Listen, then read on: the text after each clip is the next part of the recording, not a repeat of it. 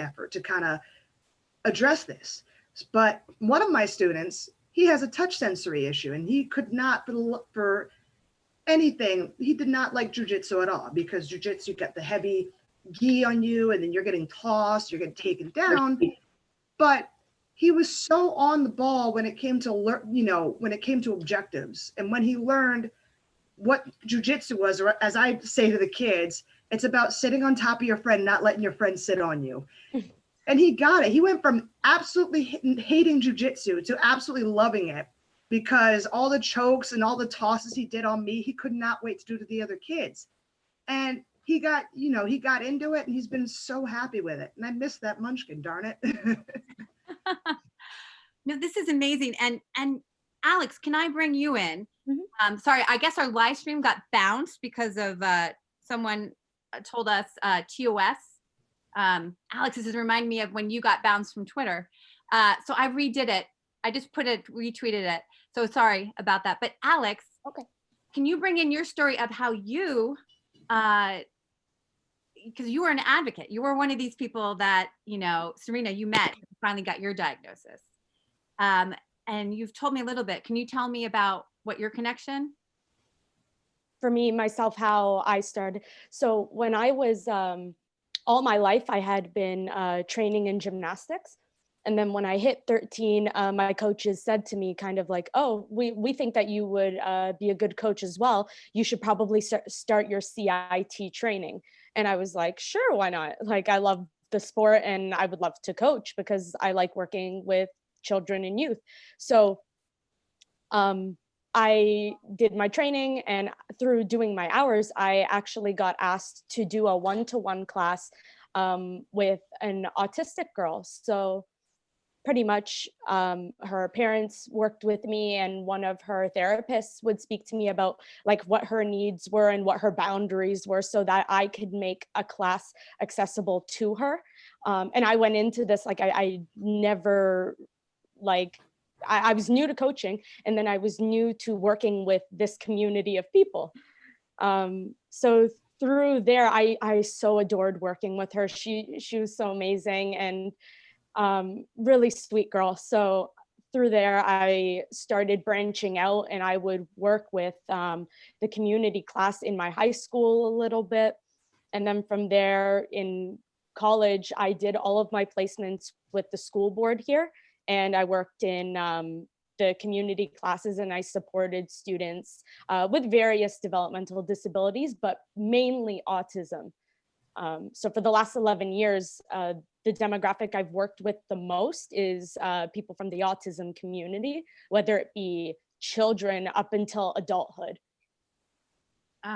No, and then, okay, because I want to bring it into fighting, because my daughter, especially when she was younger, sensory.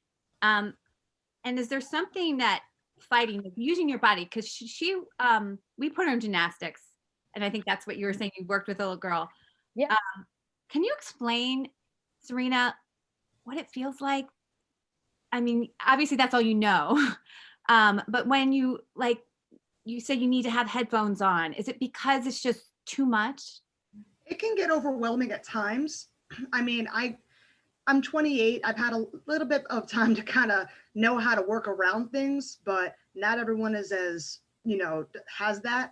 So when things get overwhelming, I mean, I even have a routine with Roxy. Like, for example, if I'm feeling like I'm getting overwhelmed and things are hurting, my code word is I have a migraine. Because basically, no, hear me out though. How you treat a migraine is basically the same way how you treat when someone's about to hit sensory overload. With someone who has a migraine, you take them out of the source of what's causing it into a nice dark room and just let them chill there. And that's basically what I kind of do.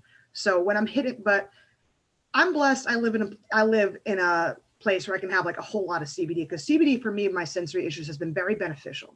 Because before my CBD, I did a lot of, kind of ritualistic behaviors and movements to kind of keep myself calm, before I fought, before I went to the gym, before I did that. But with CBD, I don't have to do it as much. Things become a little less abrasive, for lack of a better term, when it comes to my sensory issues, because, little things, like for example, in the gym, when I hear the weights drop, like when someone's doing like a big heavy deadlift and they drop the bar, I will jump like out of my skin. And everyone's looking at me like, what is wrong with you? I'm like, you shut up. You don't hear like I hear. You don't. And like if I go into like, you know, from let's say out here and I go right into the sun because it's like it's bright morning right over here, and I don't have my hat on, my glasses don't work, my eyes burn. It really hurts.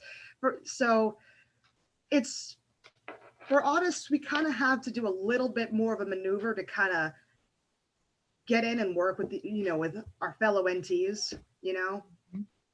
And neurotypical. Yeah, neurotypical. Excuse me. I kind of remember that not everybody knows what NT is. Yeah. No, I completely understand. And you know, what I also find fascinating, Serena, because I see my daughter. My daughter has this ability. She writes fan fiction, like novels. Nice. I'm a writer, and I've never finished a novel. You know, and she can hyper focus. Is that something? And I always wonder, like in a fight, that is something that I would think. It's great. I think for me, it's very beneficial because I've zoomed in on my objective. And when you have the adrenaline rush on top of that, like, holy crap, someone's trying to take my head off, it kind of helps out to be hyper-focused at the task at hand. I mean, I think it benefits me because even in training, I'm always on the ball. Like, okay, I have to get A, B, and C done. And I see that with my autistic students a lot, that, you know, once they have that objective in mind, they know what they want to do. And it's in like, you know, a comfortable setting. Like, you know, I'm not beating them to the wolves. And they're like, oh, it's just my teammates. I have to, you know, do a drop Sayanagi, or I have to do a takedown on. They're all for it. They're all gung-ho about it. In fact, I find them a little bit more enthusiastic than the rest of my students. And I really love it. It's like, oh, how cute. They're killing each other when I'm coaching the kids' jiu-jitsu class. I was going to ask it's like watching puppies play fight, you know? Yeah. I was going to ask about how the benefits that you're seeing in your students of like having that regimen of laying it out and staying like hyper focused like that. So you've seen what ages are you coaching, and you've seen like the most success for that? Predominantly the age groups I'm coaching are from 5 to 8. However, I do coach teens, and they show kind of the same traits, the same focus. But yeah, I mean, throughout the age groups I've been coaching, the hyper focus and to the objective still seems to be the same. I don't see any more or any less right now. So it's kind of neat. Even as they get older, the idea is still there to do what they want to do. I'm always curious and like fascinated about that, because like some of the research that I've done when it comes to developmental basis of behavior, when you introduce something like that, like at what age group, like will it become more retained as opposed to forgotten about and not something that I need to remember? So it's like, if you are introduced to that, you know, between like 5 and 8, that's more likely to become something that you continue to do long-term because you've seen the benefits of it already. You know what I mean? Like learning how to walk, right? You know, all those things. So in the steps of development, I find it just so fascinating that fighting is being looked at as a potential outlet that can have positive benefits for that. That's nothing that I've seen be promoted or explored or even an option. And you're proving that this is just a completely valuable asset and tool. It's just fascinating. I love that. I absolutely love it, because it just seems so, you know, it combats, no pun intended, the complete, you know, looking at it as like a, you know, some clown or just completely, you know, just combat and violent stuff with no real purpose. It's insane.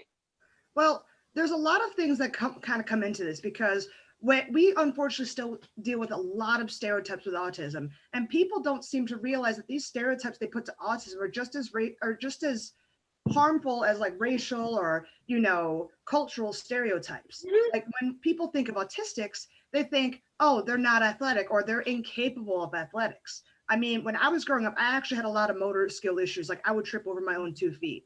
I had to go through PT and OT, occupational therapy and physical therapy, you know, while I was in school. And it's ironic because now I'm doing the most complex movements in the world. With martial arts, because it's such a kinetic sport, like a lot of people can do it. I have a friend who's actually a multi-time IBJJF champ. Clinton Terry's blind, and he can do it. But with autism, because it's such a kinetic and feeling kind of sport, it's something that I think gets stored away a lot easier in the brain versus something you're hearing or you're writing, you know? So I think this is a lifelong skill that carries on, you know, no matter how young or how old someone is. Because I did martial arts. I did traditional martial arts when I was in middle school, and then I dropped off the wagon. And then I came back to martial arts at 18, and it's almost like I didn't miss a beat. The only thing that was different is I was learning new things relevant to the different aspects of martial arts I was learning. So I honestly think that it should be more invested in for my fellow autistics to be in martial arts, not just for the, just for the health benefits, but also for the, self-defense benefits, because autistics, we're at a higher risk of being bullied. Like, I was bullied as a kid. The only reason that stopped is because I threw a girl at the jungle gym, and I had no qualms beating 5 guys with a stick who tried to mess with me. It's when you fight back, even if you lose, bullies tend to not want to have that problem no more, because they now recognize this is no longer, some harmless fun. This is now like, okay, I might get my stuff hidden. So all around, I feel that martial arts is very beneficial for autistics, be they want to be competitive, be they just want an outlet for friends, be they just want to be healthy. So I honestly think this should be invested in more and talked about more within the community. I agree. It's the ultimate back and forth, which is something, that my daughter, the nuances of back and forth, I have my daughter sometimes, she'll do something like bump into someone, and she doesn't know this kind of thing of damage control. Like, you're supposed to say you're sorry, even though it really wasn't your fault. The person was probably standing right in the hallway, making a big old, obstacle. But these are the things, and I think it's interesting in fighting, you're always kind of anticipating, you got to counter, right? Yeah. And that's what my daughter is like, well, you got to have these anticipated counters. Mm-hmm. I love the migraine. I've taught her, we call that the cover story, because yes, people are exhausting. And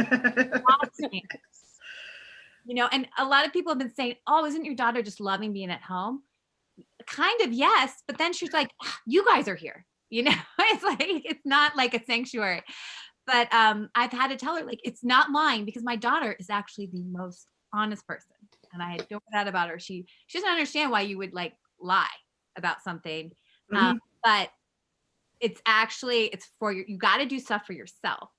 And that's, I think also in fighting, you got to do your fakes and your, so there's a lot. So I love this idea of getting more autism integrated with combat sports, martial arts. Now, Alex, I've reached out to you because I find your opinions on Twitter to be like, I think it was Vittori. Talk about how to address a bully, Serena. Vittori, what's his first name? Marvin Vittori was very upset with the media because he thought they were going to close down, with those facts, that they were giving about UFC 249.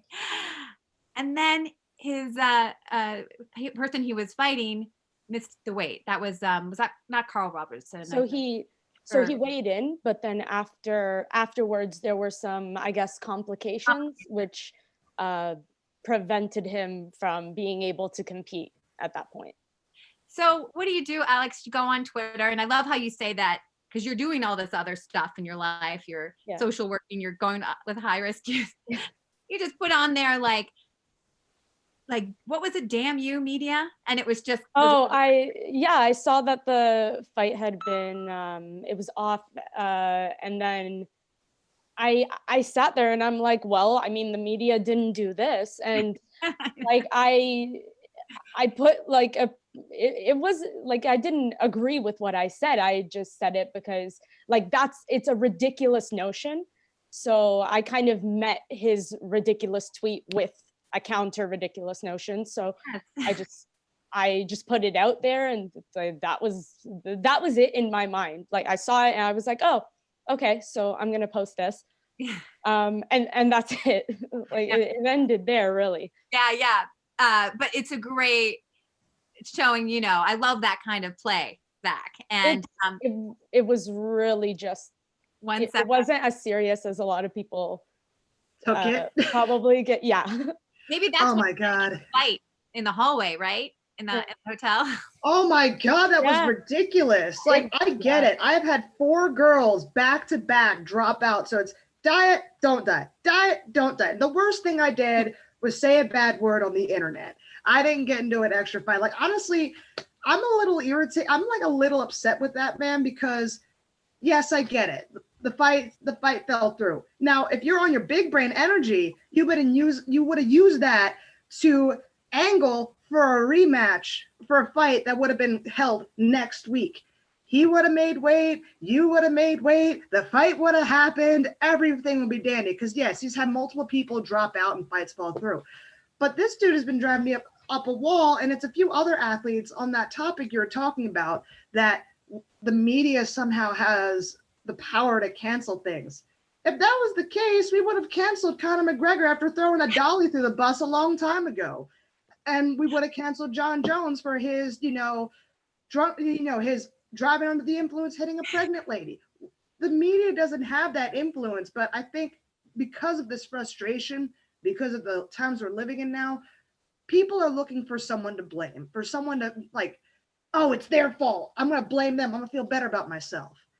That's what I think that it's boiled down to. And people don't seem to think, 2 steps ahead. And it makes it worse because we got people on Twitter who honestly don't follow the sport as well as they should, or know how the media works in mixed martial arts. And they're adding fuel to the fire, listening to these fighters who are blaming the media. Like they're saying, oh, the coronavirus, you're trying to shut down the fights because of the coronavirus. No, from what I'm seeing, the media is saying, we hope things are safe so the fighters can do it. I know the media sometimes doesn't think it's a great idea, but I know they're all advocating for safety while this is happening, at least. Yeah. Now, Alex, can we get your opinion on this anti-media, or what role that you've been trying to, on these lines of, I'm giving information about a fight, but also I want to talk about safety, but I don't want people to think I'm a watchdog. Or is that even a narrative that you'd even try and balance?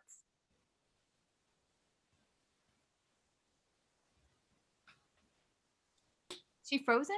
Oh, I have no idea. I thought it was me. I was like, she's really pinned. I was like, wow, I got it stumped. I can't say bad words. Oh no. Alex. Here, wait, let me chat with her. Say then.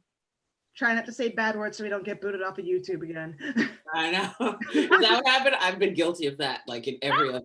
I am quite the potty mouth when I'm not on this. You're frozen. You're as cold as ice. No, stop. She'll come back. Okay, so she'll come back.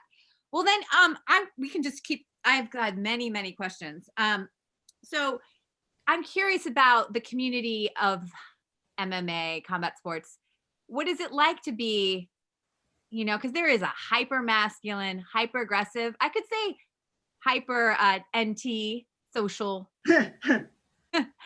I mean, do you find there's a navigating like a lunchroom? This sport has been somewhat hard to navigate at times until you kind of have the right people around you. Like, I'm really blessed that I have my bestie Roxanne Modafferi with me, because she's like the big sister I always wanted. Like back in the day, like I'm talking about middle school, I'm watching her fights. She's the only person who is out there proud about her love of anime and video games, much like myself. While you have everybody like Josh Barnett, who we all now know is a D&D fanatic, but wasn't back in the day. They would suppress that stuff to kind of keep their rah masculine, I'm gonna tear somebody apart image up. Now, in this era of MMA, we have people who are out about their love of anime, like Luis Pena and everybody, and Israel Adesanya and stuff. And it's like, y'all just culturally appropriated me and Roxy stuff. But no, it's great. I'm thinking you've got Mighty Mouse, Demetrius Johnson into it. I saw Rhonda's doing gaming. Yeah, well, yeah, that's finally starting to pop up. But I think because I've always been a tomboy since I was a little girl. Like I loved my fighting video games. I loved my anime and stuff, and I still love my Sailor Moon. So that's kind of the more girly aspect of me and my magical girl animes. I guess I kind of fit in real well because I've always been a hard worker, and I've never been shy of being violent.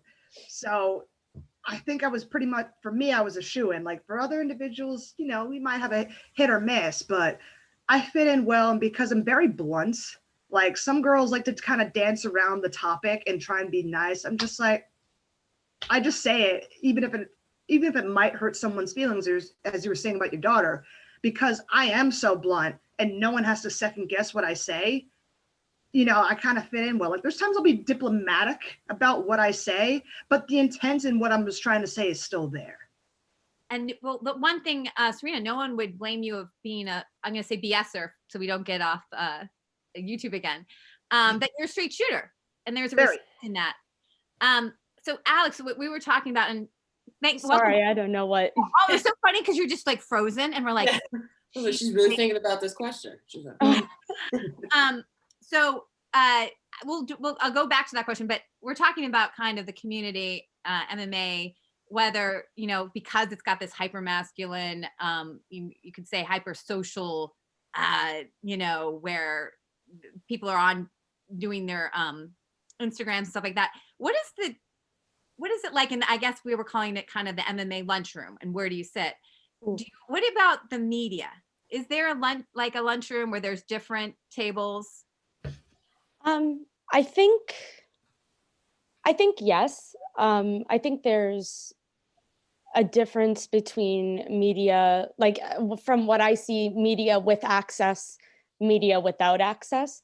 So like I write for an outlet and I contribute to an outlet that doesn't have access to events. And I know there are other writers that are blacklisted from attending live events or having coverage of certain athletes just because of the managers that they're connected to. So I think there is a bit of a divide with that. And then, I don't know, I follow a lot of media and I see more cohesiveness than I see like division, but I could just be very wrong about that. Everyone that I follow a lot of media, the majority of who I follow on Twitter, because like the main reason I even started using Twitter for MMA stuff was I was watching the sport and I was like, oh, I'm not getting enough of the content that I want, because I really wanted to know more about fighter stories and stuff. So I'm like, okay, I need to figure out what outlets write about this stuff. And so I started following those. So the majority of what I follow is media on Twitter, and everyone seems to interact fairly well for the most part with each other. So no, that's good to know. I'm always curious, you know, we had like a female gender panel where women were saying there still is that boys club in media. Oh yeah. It's just, you know, it's sports. And so they're going to be the majority right now, you know, we'll see what happens. And so there are, like they were talking about these narratives, and I'm curious as a fighter, or Alex, if you've had this, is that with interviews, sometimes you have to be, these are like these social skills that, my God, like if you really looked back on it, it's like a foreign language. You have to be friendly, but not too friendly. Yep.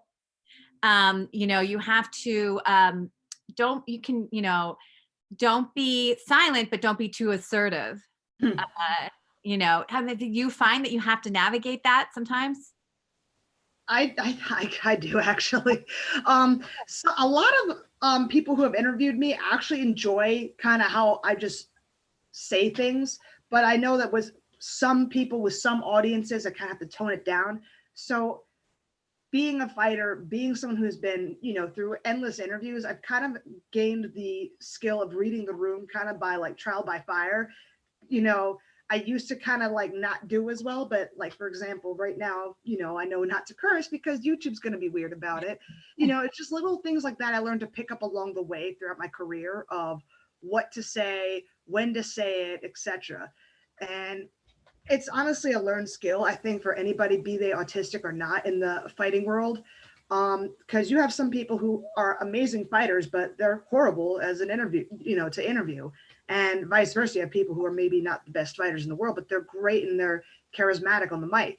So I think it's kind of a learned thing. Some people may get it, some people may not, and it really does affect their career. If you can't have people want to watch you, then they're not going to, and as a result, your potential star power lowers, and then you fade into obscurity. Thank you, Serena. Alex, do you have any from your side? Oh, for sure. I always find this to be an issue, whether it be just through engaging with like fans and people in the community, and with media members too, unfortunately. Sometimes just being friendly and making conversation can be completely misconstrued and lead into some kind of awkward situations. And I don't enjoy having to police myself with that and having to kind of have to constantly think like, oh, is me just having a conversation with someone, them misconstruing this as I'm interested in more for whatever reason. I can't stand it. It drives me nuts. So I honestly interact with a lot less people because of some really uncomfortable situations that have come up. Having to engage with some people. Some people I just want to pick their brains because they're a media member, and then it turns a little weird. And yeah, so I've experienced that. I've experienced that with media members and also fellow fighters. Mm-hmm. So it's been very awkward. It's like, yep. I know what I'm saying, I know what I'm doing, but there's times some people, maybe they're the one lacking the social skills, and they, as Alex said, will misinterpret it and trying to kind of creep a little bit. And I'm just like, whoa, pump the brakes. We're not there. No, and it's interesting because maybe we need to be more upfront, because it seemed like, Tanisha, when we had that women's panel, that we always wondered, are men feeling the same? Right. They have to worry about what they say.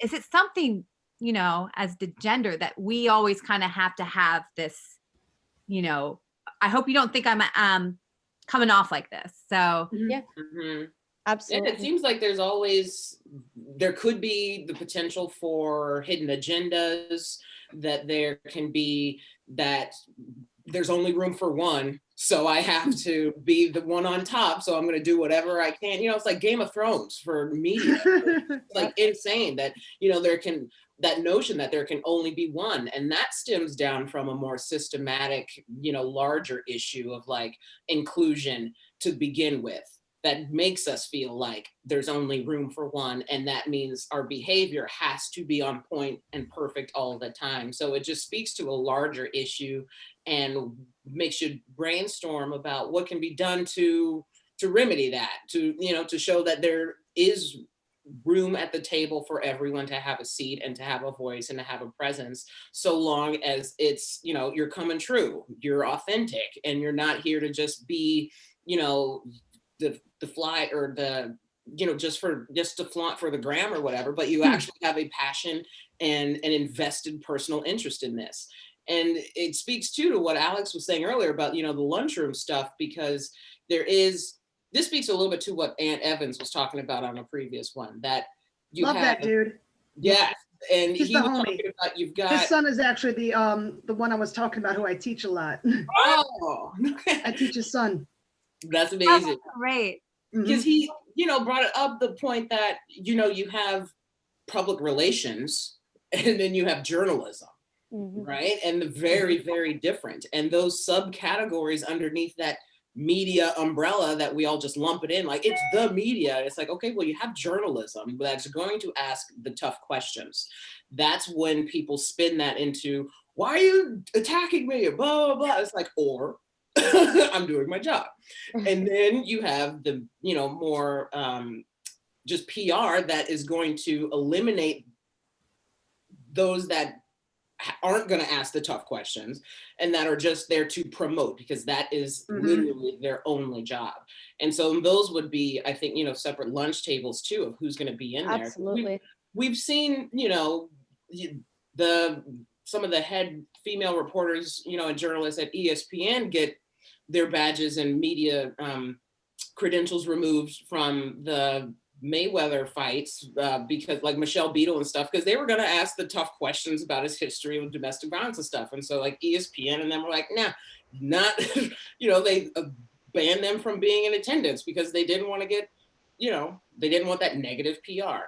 So it's always interesting thinking about like how new organic outlets on digital like this, like unknown and bloody can kind of get attention now and recognition in this digital space by not even being there, but because they're producing content to fill in the gaps of that, if there is a gap between journalism and PR, what are those stories in the middle? And so I think that's where digital can be really, really powerful, and why organic platforms and spaces like this can be really, really valuable, because it's kind of sewing the needle between those two.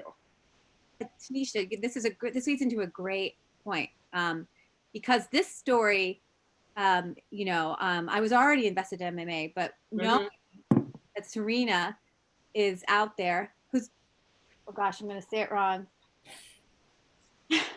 What? Jesus. Yes, you got it. I was like, my brain was like saying, like, don't mess up. Think of the Big Lebowski. You don't mess with the Jesus. I know. Jesus, just think of it that way. But I know that you probably have fans and other people who come up to you saying you've may have even brought them into MMA because of that.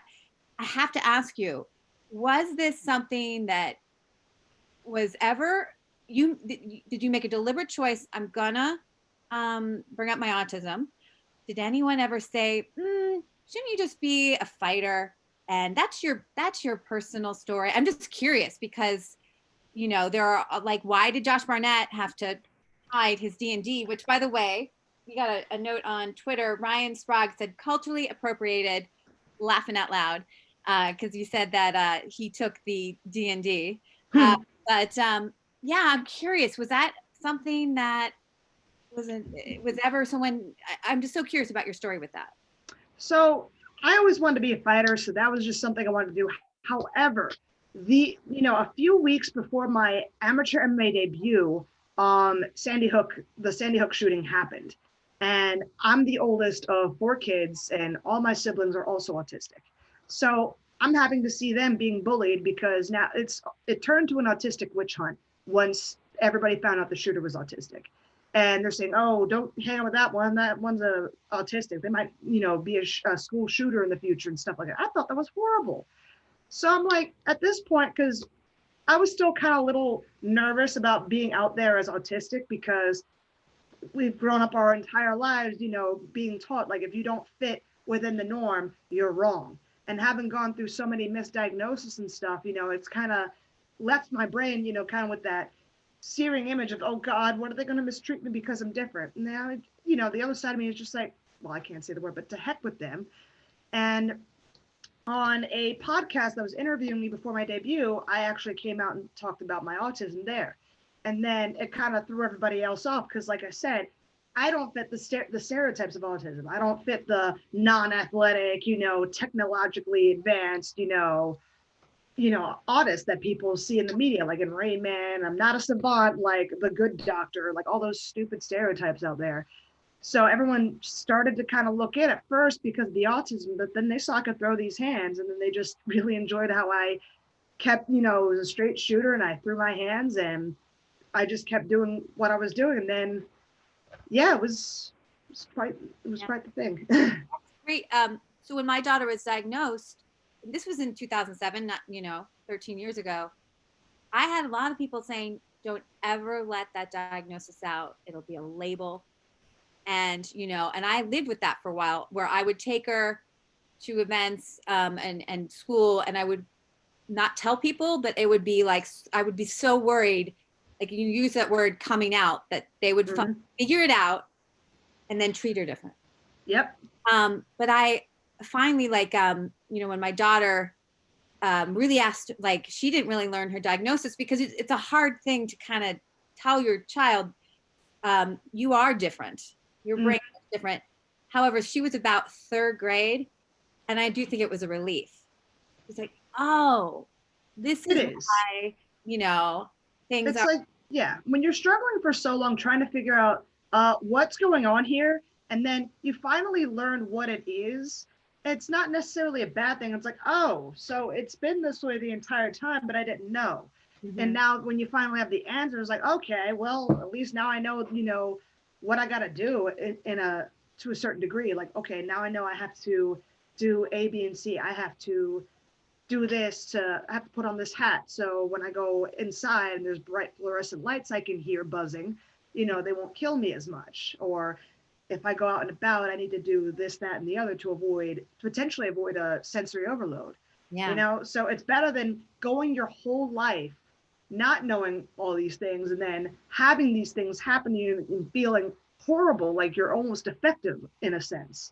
So knowledge really is power when it comes to these diagnoses. And I'm kind of happy now that it's been over, you know, 10 years since I got my diagnosis, and just how things have changed since when I first got my diagnosis to how it is now.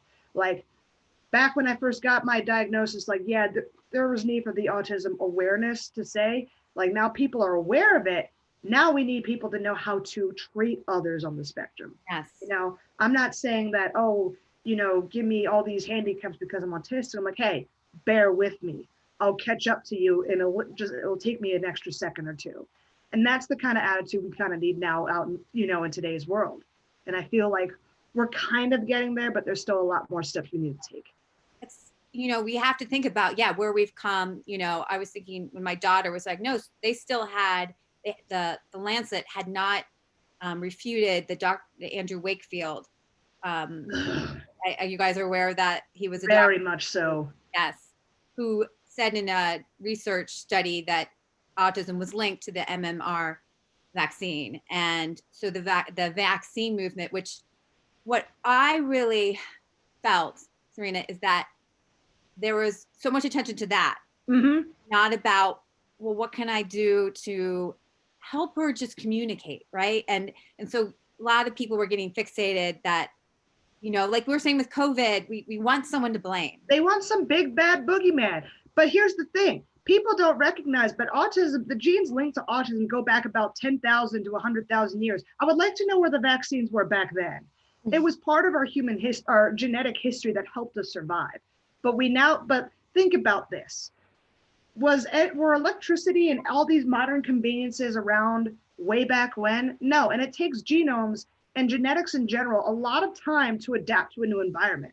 And now you have people with autism with these autistic genes who, if they were on, like, let's say a 16th century farm in the middle of Ireland, they wouldn't have as much sensory issues compared to being here today in a room full of like fluorescent lighting, you know, loud cars and all, you know, factories and all that. So, but people don't want to see this. They want to actively kind of like, I'm going to take a swipe at these autism warrior parents here, but they kind of want to almost have a victim mentality, like, oh, I have to raise an autistic child, feel bad for me, this, that, and the other. And then there's groups, very prevalent groups like Autism Speaks, who take advantage of this and try and make that money off of that. These guys spend more money in catering than they do actually doing outreach and providing help to autistic individuals and their families. Yeah. That's because fear-mongering sells. Fear-mongering gets the donations pouring in.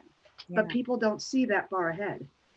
Yes, no, I couldn't agree with you more. And we might be thrown off YouTube for this, but saying this, but no, I actually wrote in grad school, I wrote an essay called I'm Not a Warrior Mom, because I did feel it was this, the mom became the courageous person who was helping the child that, you know, was defective or, you know, and I hated that. I hated that aspect. And I completely agree with you. You talked about the light bulb. Yeah, probably someone who was autistic, you know, this iPhone. Do you think that an NT figured this thing out? You know, like that's the other thing, that looking at those aspects, you know, because I did this kind of research looking back at the discourse of autism. You know, it was the changeling, you know, back in the medieval. Where, exactly. You know, yes. The whole story fit everything we talk about autism now, from the you know, not making eye contact all around and acting, you know, not in a typical human way. Yeah, it's exactly what that fit into. What was society's way of dealing with that? Because that would have been probably a child that would have been more time than another child or something. So they would go and put it in, I think, the forest to have the switch or something. And, you know, but it was this societal way of dealing with it. But we don't realize that, yes, that was a condition. And I also think about, thank God I didn't have my daughter in the 1940s. Mm-hmm. Heard of this, the refrigerator mom. Oh yeah. It was my fault. You know, this is right after the heightened age of Freud, you know, blame mom. And there was, you know, this movement that, you know, it was the coldness of the mom who was causing that child to withdraw. So, you know, I think about that, and I'm glad you brought that up, because we are not that far, you know, that when, you know, sort of behavioral therapy and stuff was happened was in the late 80s. That Wakefield article, I don't think it was in 2009 when it was finally like retracted. I believe this. And you still got people saying, oh, the deep state or the big pharma, like I mean, just did all that and took them out, you know? It's just like, you see, even when it's scientifically debunked, we still got these Karens and stuff saying, oh no, it's this, you know, it's a big old You're gonna conspiracy. get us thrown off for that. It's ridiculous. There's a Karen listening right now. That is. What'd you say? You're gonna get us thrown off. Like I said, I shoot straight. I'm sorry. We love you for it. And you know, getting back also to the fighting aspect of this, because you know, you know, not being a warrior mother, I do think that there was a way that to be a fighter in terms of, as you say, being something that everyone wants to be, and showing that you're not going to take it. You know, you're going to rise to the occasion and work with this. And, you know, Alex, I think that you're a fighter in that, you know, you were almost taken down. We talked about this yesterday in terms of the Twitter, the dumpster fire. I've heard many, but it brought us together. You know, I guess we're kind of focusing on the negative now. We'll focus on the positive. But when you were telling me the story about how you got a letter from the UFC, and I think DMCA, from Twitter. You said Ben Folks wrote about this. Pardon? Ben Folks wrote about this. He interviewed me. Like, he asked a couple of questions for, I think it was a series that he was doing. He asked me a couple questions. So pretty much what had happened was, I got a DMCA when my account was suspended, and I'm looking at the tweets they were flagging, and it made no sense to me at all. It was an interview I did with Anthony Hernandez. It was flagged, and it was a link to the interview. It was flagged. And then I did an interview with Kayla Rocco, and it was flagged. And they were all flagged because, and the person who filed the notice wrote on it and said, this photo is of Kayla Rocco. She is a UFC fighter. Therefore, this photo is property of the UFC. It infringes on our copyright. And I'm just like, what? Like, she's not a UFC fighter. When I interviewed her, she's an amateur fighter that was fighting out in Panama. I'm like, what is this? So I emailed because the information of the legal intern for the UFC that filed it was there. So I emailed them and I'm like, hi, I think you have like 99% of the things you flagged on here are incorrect. They flagged some boxing gif that I posted. It made no sense. And so I was like, hey, Kayla Rocco's not a UFC fighter. The image that's linked to the article that I wrote about Anthony Hernandez was one off his Instagram, also not UFC property. And he basically wrote back and he was like, I apologize for that. I'll email Twitter right away to get your account restored. And then he said, please remove all content related to the UFC. I will be checking in periodically to make sure you are in compliance. And I was like, what? Because that's not creepy or anything. I was like, what? I'm like, this makes no sense. You flagged a bunch of things that had no reason to be on this DMCA. And then you're gonna ask me to remove content so that I'm in compliance. What? And so turns out he never reached out to Twitter, never did anything at all. So my account remained gone. So I made a new one. I'm so glad you did. You made a new one, because I feel like that might be a tactic just to take people down, and then people are like, whatever, I'll move 100%. on. I didn't appeal it. To be fair, I could have appealed it through Twitter. Like there's a way that you could appeal it, and it's a process. But truthfully, Twitter doesn't take up that much, like enough space in my life for me to have cared to appeal it. So I just made a new account, and I was like, okay, I'll start from scratch. This is cool. Yeah. I can go back to tweeting like more chaotic nonsense with like no followers again. So I think you took it as a clean slate. Oh yeah, I was like, okay, no one's following me, so I could just say nonsense. Yeah. I still say nonsense, but still. It's poetic words always. So Alex, you know, we're kind of talking about overcoming challenges. Yeah. When I reached out to you initially, you did not want this to be on YouTube. You did not want to. Yeah, I was like, oh no. Can you believe that? Because you're here. Can you explain to everyone why? Okay, so the main reason that I've never done stuff like this is because, like, I do have hearing impairment. And so there are times where I struggle when I'm talking like in groups and stuff like that. So I'm generally just uncomfortable, especially with my voice, because I don't know what my voice sounds like because of the way that my hearing loss progressed to the point that it is at now. I don't know what my voice sounds like. I can't hear myself the majority of the times that I'm speaking. So if I trip up on a word, sometimes I miss words if I'm not like really focusing on what I'm saying. And it's kind of like what Serena talks about. She chooses whether or not, like, she'll choose early on whether or not to like disclose, like if she's autistic and stuff. Like I very much pick and choose when I want to disclose to people that I do have a hearing impairment. Because then it's always the same questions. Oh, but you can speak. Oh, but you can hear me though. And it's like, just like autism is a spectrum, deafness is a spectrum, and just the same way that blindness is a spectrum.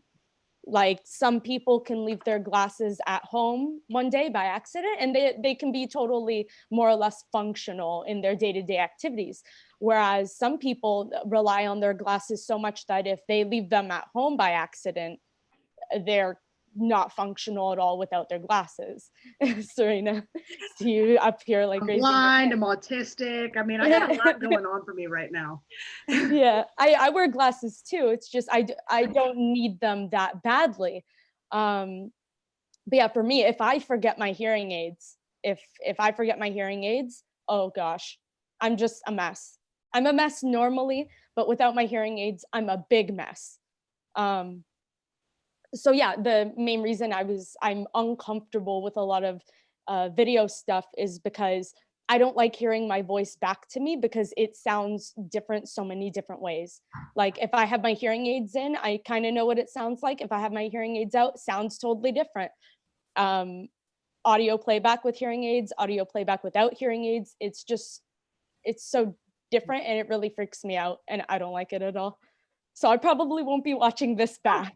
Well, I'll tell you right now, I think you sound fantastic, Alex. So thank you. You took the words out of our mouths. Yeah. You know, you sound fantastic, and I've been trying not to like talk over, because that's the Zoom thing where we don't. And you haven't missed a beat. And you know what?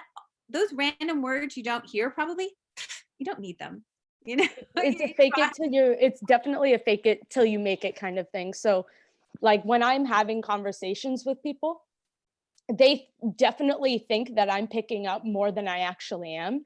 And all it takes is for me, depending on how well I know the person, if I know their general sentiments around a topic or an opinion, all I have to do is hear a couple of the words they're saying in the sentence to figure out what the whole sentence generally was. And so like it really is a fake it till you make it kind of thing, like kind of just riding the wave. And I hate asking people to repeat themselves. Yeah, so I generally just go about things, ride the wave. Right. Serena, it's kind of like fighting though, right? You learn, pick up, oh, someone's got coming with me with that, or I've got a sense.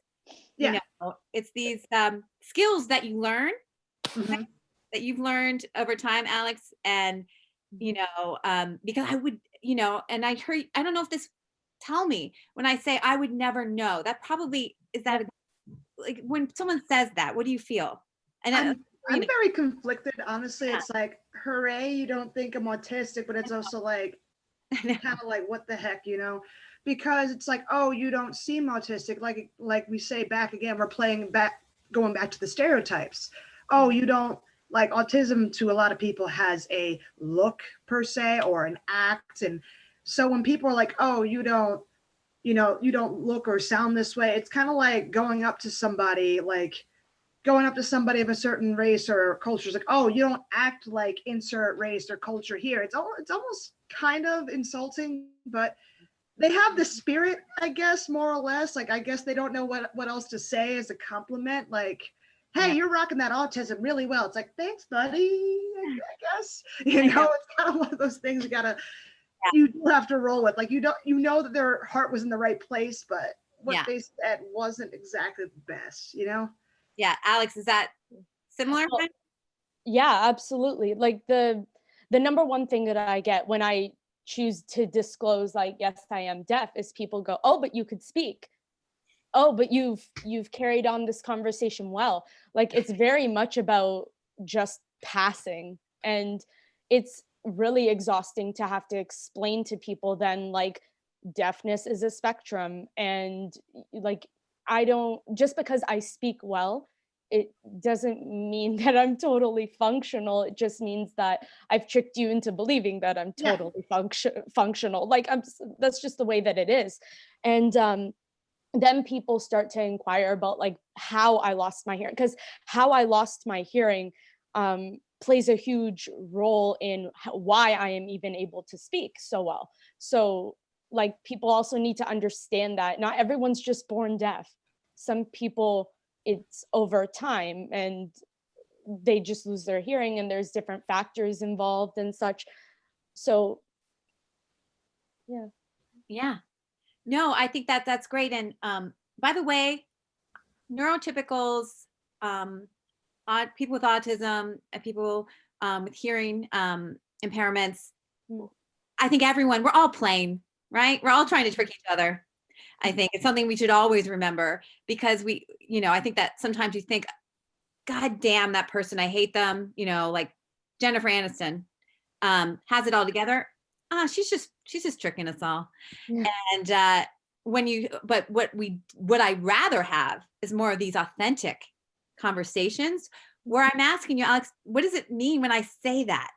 Or, Serena, because you guys, I want to know, and I don't think either of us are taking offense.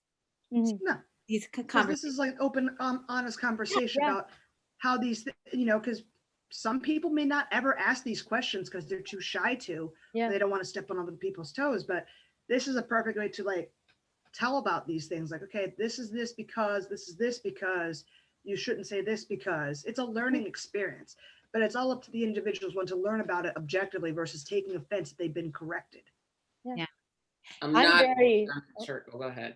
Sorry. No, go ahead. I was gonna say, it's like, I'm just nodding like I'm in church, because like you guys are just preaching right now. It's like there's just words that you guys are saying that are just so loaded with richness, like passing. That is so huge. Stigmas, like, and combating all of those things, and it is very much right on par with cultural and racial and stereotypes, and how conversations can be made about that, and that conflicting, like, what'd you just say? It's like, oh, you speak so well. It's like, like, of course, it's like from thanks, I guess. But yeah, it's like, what did you expect? And so there's so many levels to that, and just so many parallels I can see. Just like you said, Serena, it's like insert that right here, and you can find, you know, instances where you can feel insulted, but you know they're coming from a good place. That's the thing. You don't know when it's coming from a sincere place or straight up ignorance. And it's like, I just think it brings back, you know, to echo what you just said, Serena, about needing to have these types of conversations in an authentic manner, because some people just don't know. That's the key definition of ignorance, is just not knowing. And it takes a level of humility to know what you don't know. And so even from, it should be why this is not engraved and embedded better into our public school systems is beyond me. Why learning right next to learning the Pledge of Allegiance, how to have sincere conversations and ask questions out of just a human to human level, as opposed to a let me dissect you because you're different. Like the amount of times, you know, as a kid, people wanted to play with my hair, or why they wanted to, you know, like, what's this all about, you know? And I can only imagine the types of parallels that has when it comes to any type of impairment, and being thrown into a school system that is not prepared or equipped to manage and educate everyone at those crucial developmental ages. It's insane to me. And it just speaks to, I think, why fighting for information and fighting for knowledge, to bring back like the whole writing and fighting thing, like, is so important. Because I took the first class that I took in getting my PhD was on critical thinking. And I was like, I thought I knew how to think. But a lot of people do. But if we go on the internet, you can see that not many people do. They do not know how to think critically. And that is fighting for information and knowledge that is just in its raw, natural form, is so, so huge. And I think things like this, and how to integrate digital media and social media for a more positive outlet for that, is important. And I think also in the more traditional senses of in the classroom, in adult and parent conversations and agencies like that, and in the corporate space as well, how to get information without framing it to prove or serve an agenda is so huge. And agreed. You know, I think, you both should be completely honored and revered, I think, because you're showing that there is space and opportunity, and you guys are literally fighting back in, you know, the figurative and literal sense of how to try and help eradicate the stigma. It's amazing. Well said, Tanisha. I told you I was preaching. I was like, this is I love it. I think you also bring back to the point about what autism, you know, what supposedly is the factor is communication, right? And I think about, you brought this up, Serena, about the traditional classroom setting. Not only do we not have resources, it is geared to a neurotypical. And found that actually in the US, Serena, it's geared to that very extroverted child who. You ain't kidding. And it's geared toward more the collective versus the individuals within the classroom, I feel.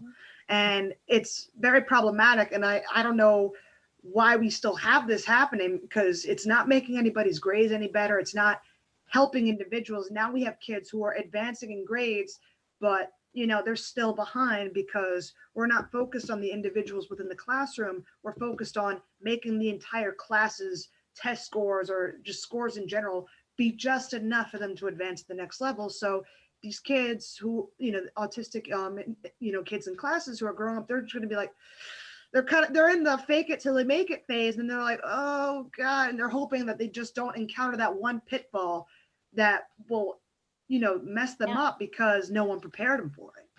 Exactly. And you know, you think about the great critical thinkers, Einstein, Darwin, which people have looked back and said, they're definitely on the autistic spectrum. And I think about, were they put in a classroom where you just sit still all day, which takes an ability that, you know, my daughter, you know, why should why should she have to sit there and, have to have focus on a teacher? And this is another thing where she wants, it's hard for her attention. Sometimes she's got all these other thoughts going on. And, and to couple that with having limited resources, I think that when my daughter was diagnosed in 2007, our insurance didn't cover it. I would get, for her therapy, I would get letters from her insurance company saying not medically necessary. Yeah, it's ridiculous. Hopefully, so you're going to tell the epileptic that their services and their needs are not, medically fit for them, not medically cleared for them. Because that's kind of the same thing I'm seeing with insurance companies. They'll be sure, because epilepsy is its own neurological, thing. But anything, excuse me, tongue-tied, an epileptic would need, that will be 100% covered by insurance, like almost all the time. But when you need something for autistics and you need them to be covered by insurance, they're like kind of picky and choosy about it. It's just like, so what are you saying? Yeah, no, exactly. And because I don't know how much you guys are in time. We're over an hour, of course. Oh, wow. I know. I have some questions because I think this is also not talked about. Girls and women on the spectrum. It's important. So we all know this the whole light it up blue thing, right? That whole phenomenon. So people know about it, but they don't know the backstory about it. So the backstory about light it up blue is because back in the day, only boys were deemed by doctors to have autism. Doctors decided arbitrarily, like, oh, girls can't have autism because how girls on the spectrum react is radically different than boys on the spectrum react. And it's kind of the same. It's kind of the same when you look at ADHD, how girls with ADHD act are radically different than boys act on ADHD. So for the longest time, women would not get the diagnosis or they would be like delayed forever. And that was just unethical. So that whole light it up blue phenomenon is pretty stupid. And I talk about that every single chance I get. Because like last month, oh man, I was tripping all over that. I always like to make all the autism warrior parents and people who talk over autistics very mad on that month, especially. It's like my favorite month of the year. I'm like, it's time to go make everybody mad on the internet today.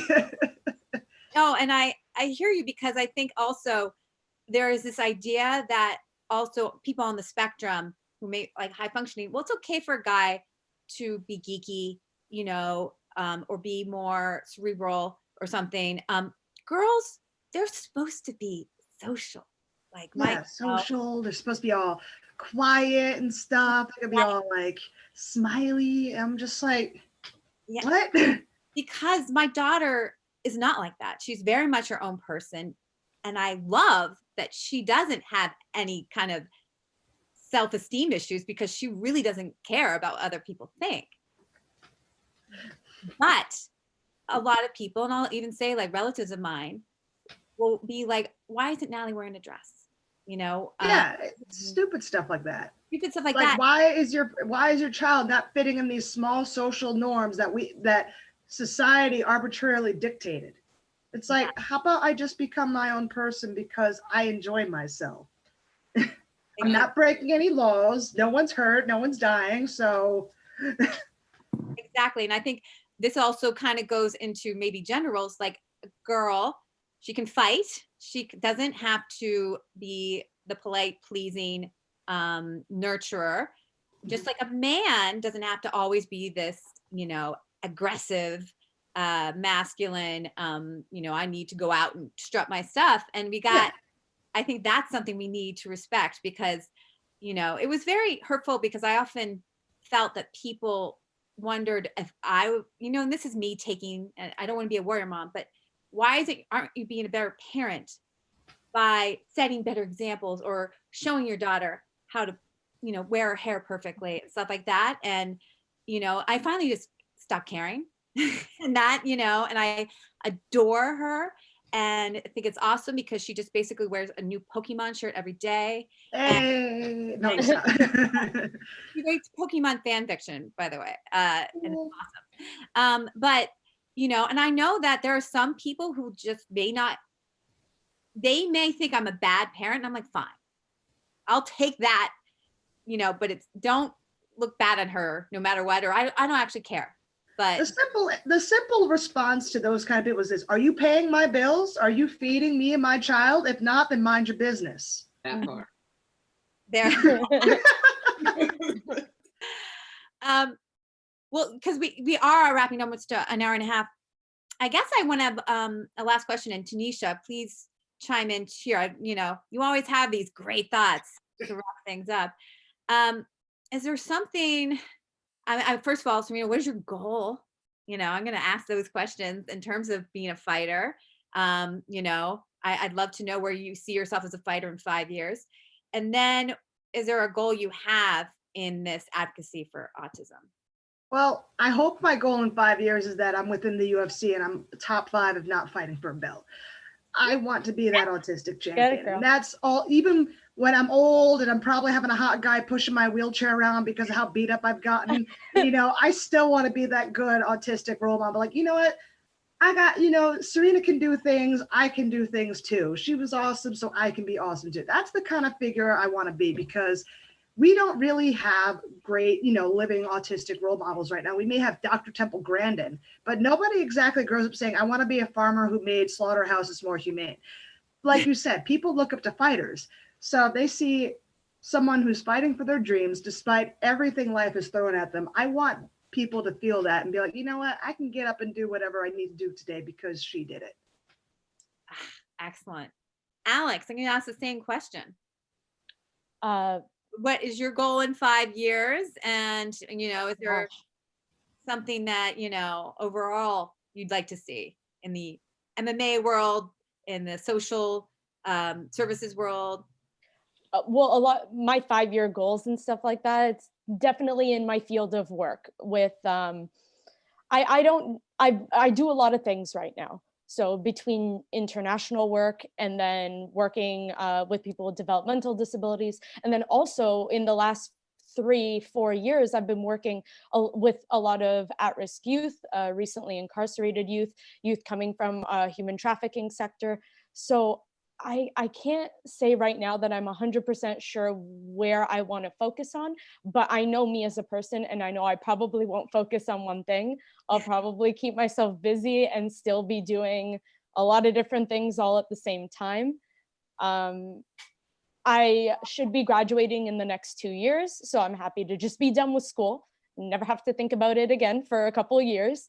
Because at this point, it's a diploma, a degree, and a grad certificate. And I'm like, okay, I'm still young in my almost hitting my mid-20s. So I'm like, okay, I need to relax, and I just want to focus on my work.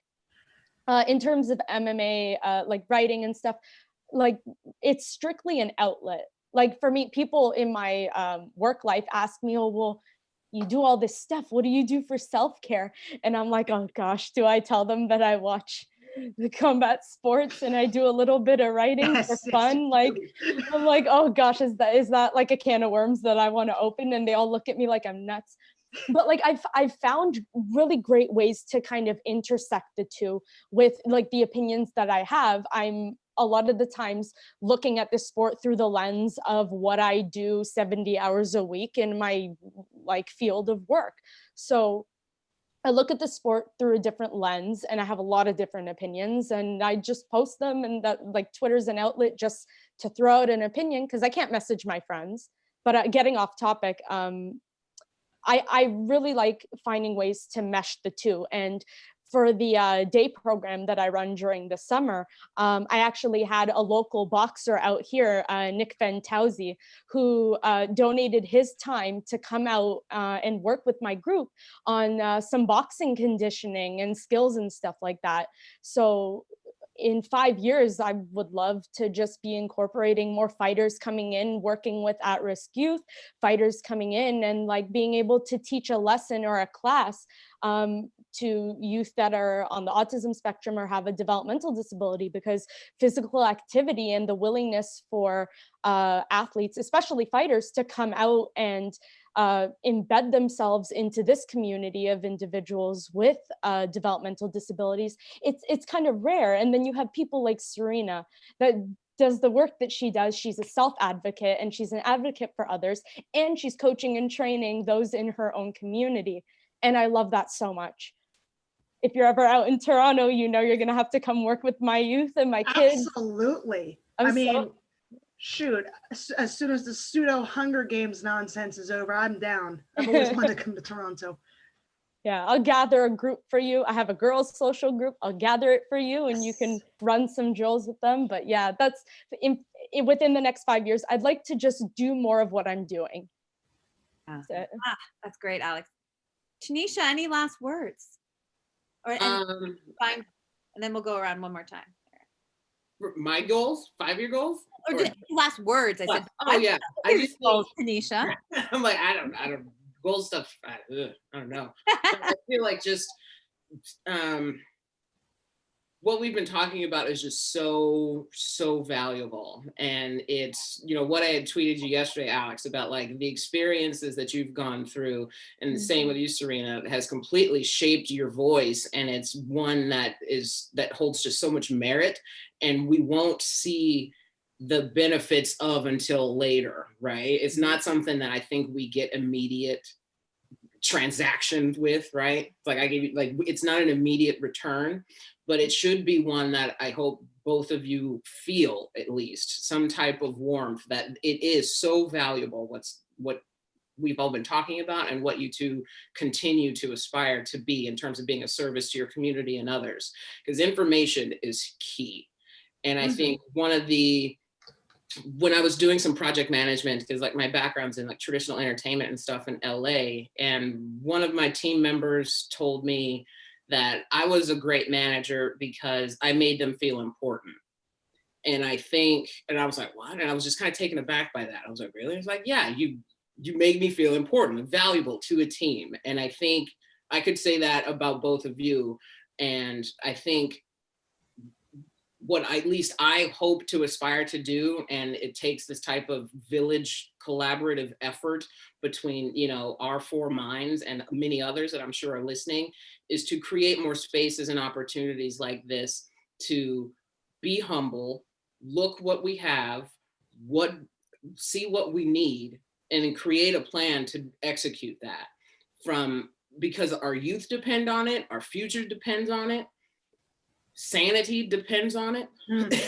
And I think there's just a lot to be learned from story. And so the more platforms that we can create to tell the stories of fans, spectators, brands, and athletes and media representatives, the more we can sow those stories and bridge those gaps, the better, because the information that we can glean from that, we don't know the potential of, but we know it can be something for the better and something that has value. Well said. Well said. And very well said. You know, very much so. Co-signed.